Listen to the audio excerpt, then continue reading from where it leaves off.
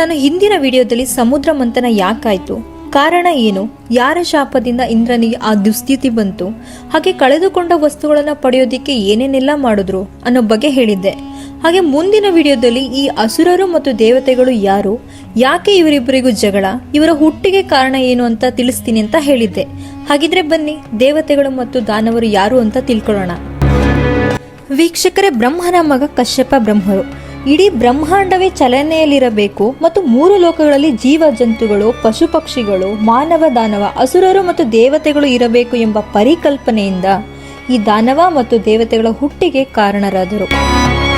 ಈ ಕಶ್ಯಪ ಬ್ರಹ್ಮ ತನ್ನ ಎಲ್ಲಾ ದೈವಿ ಶಕ್ತಿ ಮತ್ತು ತಪೋಶಕ್ತಿಗಳಿಂದ ಮತ್ತೊಂದು ಬ್ರಹ್ಮಾಂಡವನ್ನೇ ಸೃಷ್ಟಿಸಬಲ್ಲಂತಹ ಮಹಾ ತಪಸ್ವಿಯಾಗಿದ್ದರು. ಈತನ ಈ ಶಕ್ತಿಯನ್ನೇ ಜೀವ ಜಂತುಗಳು, ದೇವತೆಗಳು ಮತ್ತು ದಾನವರಾಗಿ ಸೃಷ್ಟಿಸಲು ಬ್ರಹ್ಮ ಅನುಮತಿಯನ್ನ ಕೊಡ್ತಾರೆ. ವೀಕ್ಷಕರೇ, ಕಶ್ಯಪ ಬ್ರಹ್ಮರಿಗೆ ದಕ್ಷನ ಪುತ್ರಿಯರಾದಂತಹ ದಿತಿ, ಅದಿತಿ, ಗರುಡಿಕೆ, ಕದ್ರು, ವೀನುತೆ, ಮಾಲಿನಿ, ಪಶುಮತಿ, ವನಮಾಲಿ ಹಾಗೆ 13 ಜನ ಹೆಣ್ಣು ಮಕ್ಕಳನ್ನ ಕೊಟ್ಟು ಮದುವೆಯನ್ನ ಮಾಡ್ತಾರೆ. ಇದರಲ್ಲಿ ಮಹಾನ್ ದೈವ ಗುಣಗಳನ್ನು ಹೊಂದಿದಂತಹ ಅದಿತಿ, ಈಕೆಯ ಮಕ್ಕಳೇ ದೇವತೆಗಳು.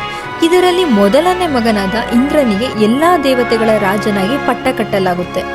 2ನೆಯ ಮಗ ಸೂರ್ಯ, 3ನೆಯವ ವರುಣ, 4ನೆಯವ ಕುಬೇರ, ಹಾಗೆ ಅಗ್ನಿ, ವಾಯು, ಪಂಚೇಂದ್ರಿಯಗಳಿಗೆ ಹೀಗೆ ಹಲವಾರು ದೇವತೆಗಳಿಗೆ ಉತ್ತಮ ಸ್ಥಾನವನ್ನ ದೊರೆಯುತ್ತೆ. ಈ ದಿತಿಯ ಮಕ್ಕಳೇ ರಾಕ್ಷಸರು. ವೀಕ್ಷಕರು, ಇಲ್ಲಿ ದೇವತೆಗಳಿಗೆ ಮಾತ್ರ ಗೌರವಾನ್ವಿತ ಪದವಿಗಳು ಸಿಕ್ಕಿವೆ, ಆದರೆ ದಾನವರಿಗೆ ಸಿಕ್ಕಿಲ್ಲ ಎಂದು ಇಬ್ಬರ ಮಧ್ಯೆ ಯುದ್ಧಗಳೇ ನಡೆದು ಹೋಗಿದೆ. ಈಗ ವೀಕ್ಷಕರೇ, ದೇವತೆಗಳು ಮತ್ತು ಅಸುರರು ಯಾರು ಅಂತ ನೀವು ತಿಳ್ಕೊಂಡ್ರಿ. ಬನ್ನಿ ಹಾಗಿದ್ರೆ ಮುಖ್ಯ ಕಥೆಗೆ ಹೋಗೋಣ. ವೀಕ್ಷಕರೇ, ಮುಖ್ಯ ಕಥೆಯಲ್ಲಿ ಪರಮೇಶ್ವರನು ಸಮುದ್ರ ಮಂಥನದ ಸಮಯದಲ್ಲಿ ಹಾಲಾಹಲವನ್ನು ಕುಡಿದು ಮೊದಲು ಒದಗಿದಂತ ವಿಘ್ನವನ್ನ ನಿವಾರಣೆ ಮಾಡ್ತಾರೆ.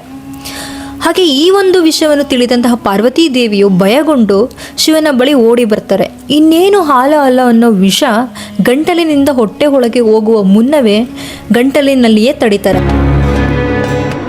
ಪರಮೇಶ್ವರನು ದೇವರಾಗಿದ್ದರಿಂದ ಆ ವಿಷ ಅವರನ್ನ ನಾಶ ಮಾಡಕ್ಕೆ ಆಗ್ತಿರ್ಲಿಲ್ಲ.